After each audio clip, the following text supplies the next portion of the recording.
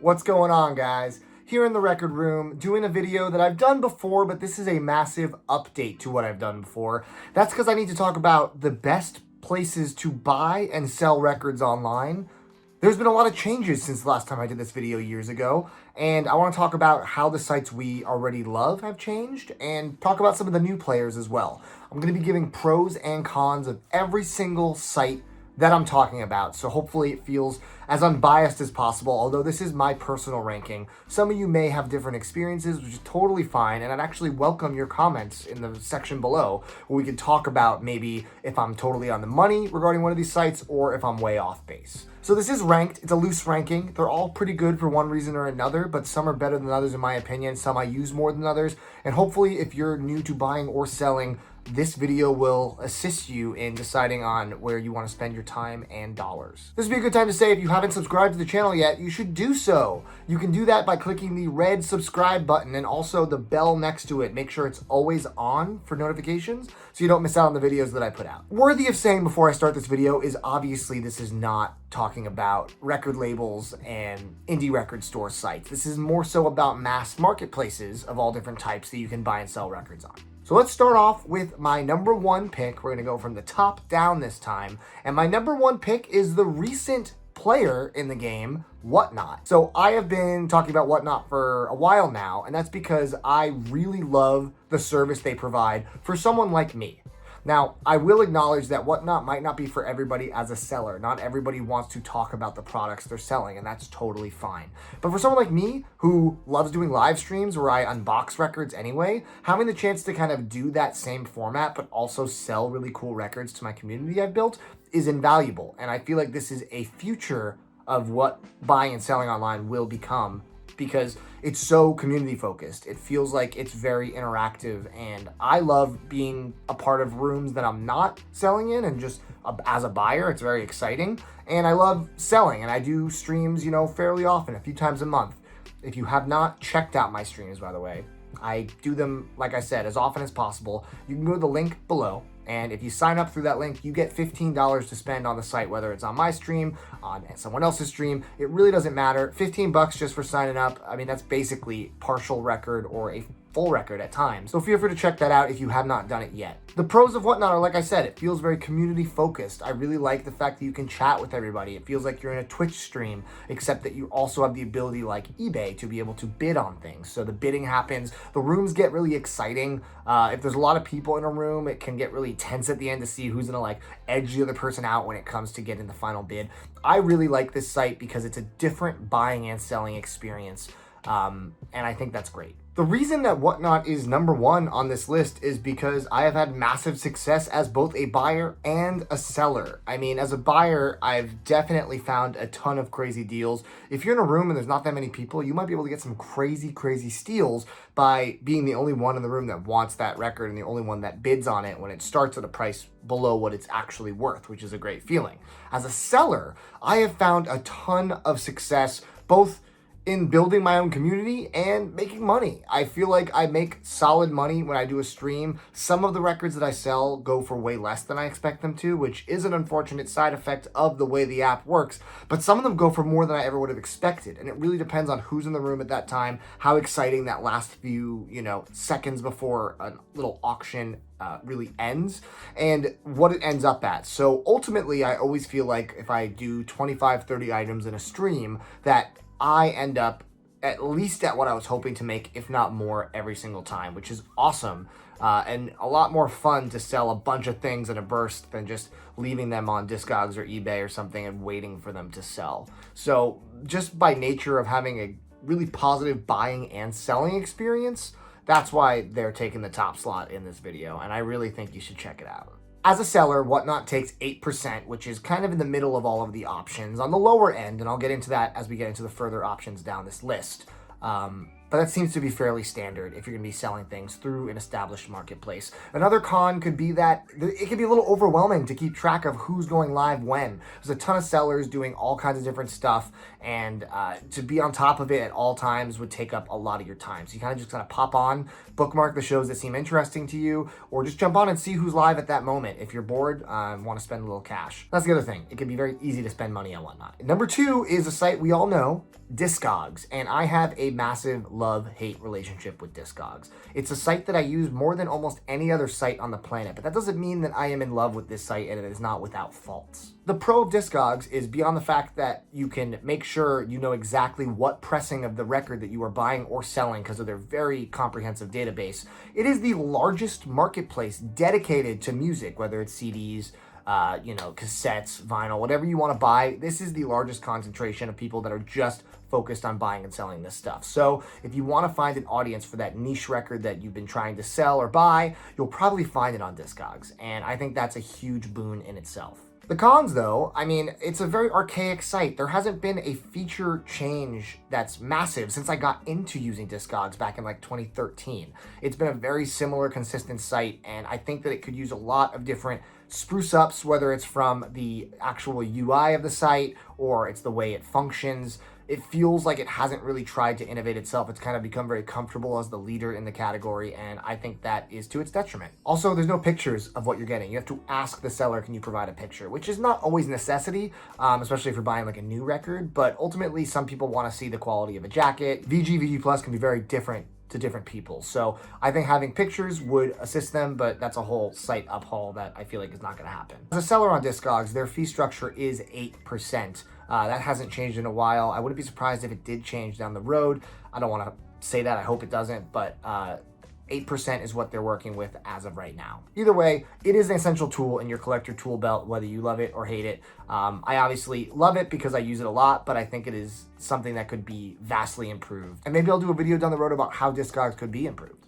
I don't know. Number 3 is Nasdisk. I've done a video about them before. They're also a newer one to the space, much like Whatnot. What they're doing is they're bringing the order book style of like a StockX or something like that, where they're connecting buyers and sellers seamlessly. And I believe the idealistic version of internet buying and selling when it comes to records is a hybrid of both Whatnot and Nasdisk. So you get the people that want to go live and they want to kind of make a show and make it seem fun and community focused. Then you also have this order book where you can connect buyers and sellers. So buyers will say, oh, I want to buy this record for this price. And sellers will say, I want to sell this record for this price. So if you're a buyer, you can see, oh, they're selling it, I'll buy it. If you're a seller, you can see, oh, someone's willing to buy it for this price. I'll lower my price. Instantly connect, the sale is made. There's a lot of interesting ways that it just kind of cuts the middleman out, and I love that. It's just also a better site to navigate than Discogs. It's much more aesthetically pleasing, in my opinion. I know that their customer support is great. I've had to deal with it before. They were very quick to fix things. And they claim to have scam protection, which I totally believe, where if anything goes wrong to the buyer and seller, they will personally refund you. That's something that I don't think any other site has. I think usually you would have to go through PayPal. And they also have price alerts. So Discogs has their want list where you can add things to your want list, and you'll get an email once a day about, what changes have happened to your want list. Nasdisk takes it to a new level where they actually can let you set it based on the condition and the price that you want. So if a record comes up that you're looking for that condition and price, it'll let you know right away. That's a better version of Discogs system by far. There are cons though to Nasdisk. Otherwise you're asking yourself, why is this not number 1? Well, unfortunately, they're still growing. So you're not going to necessarily find those really obscure grails, those used records from the, the 70s, 80s, 90s, even early 2000s necessarily the way you would on a Discogs or an eBay or even a Whatnot stream. You would struggle to find them because their audience tends to skew a little bit younger. TikTok is big on Nasdisk. They talk about it a lot, so naturally a lot of the things you'll be seeing are modern represses, kind of Gen Z bands, hypey, buzzy bands, stuff like that. So for me, I don't find a ton of stuff all the time that I want on there. Nasdisk also has 7% as their fees, which is the lowest of all the options. Worth considering, I would say. But that being said, I do think that if enough people migrated over and started using their service, they could be tied for number 1. So I hope that they can continue to grow and get more people on the site. Because like I said, between Whatnot and Nasdisk, that would be perfect union in terms of a buyer-seller atmosphere that really is satisfying. Number 4, I'm lumping in together Reddit and Facebook. They're kind of the same thing in the sense of what I'm talking about. So with Reddit and Facebook, there are dedicated large groups or subreddits of people that are trying to buy and sell records. There's plenty of huge multi-thousand person Facebook groups where people are buying and selling constantly. There's a dedicated subreddit called Vinyl Collectors where you can buy and sell and trade on there. So that's a great way to kind of access people without any fees, which is really nice. In addition to this large group of people that are buying and selling on these sites, there's no fees. If you do it, of course, there's always the PayPal fees, which are minimal. because those fees are always on top of the site fees anyway. Having no fees means you make more money on your sales. So that's always nice to do if you're utilizing those platforms. The negative thing of both of those platforms is that you get other people to chime in with their opinions. Now, this happens a little on Whatnot too, but not that much in comparison. On Reddit and on Facebook, if you price something to what you want to sell it for and some angry person thinks it's too high, they're going to go in and they're going to leave a comment making fun of you or laughing at your pricing, and it's just going to kind of derail the whole thing and make the energy kind of negative and sour. Facebook and Reddit are full of trolls, and I mean, it's really unfortunate that they permeate these subreddits and these groups to kind of share a completely unnecessary opinion. And that is a negative to me, but not a negative enough to not try utilizing them every now and again. Number 5, we have eBay. Some of you might have thought this would be higher up on the list, but unfortunately it is not, and they are pushing themselves further down with every single year. The pros are it's arguably the largest user base, probably objectively the largest user base of people buying and selling on the internet. They have been for a long time. You can also show pictures, which is extremely nice. So you have 2 major pros right off the bat. The con as a seller is a 12.9% fee. That went up. It used to be 10. I checked it for this video and I was shocked to see 12.9%.